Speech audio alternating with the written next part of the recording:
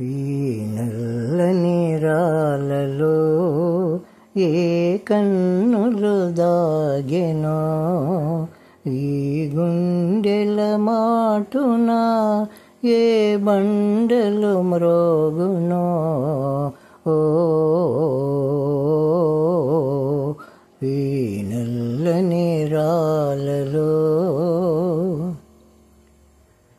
పాపాలకు తాపాలకు బహుదూరములోనున్నవి మునుల ఓలె కారడవుల దాగి మూలలందు పడి ఉన్నవి.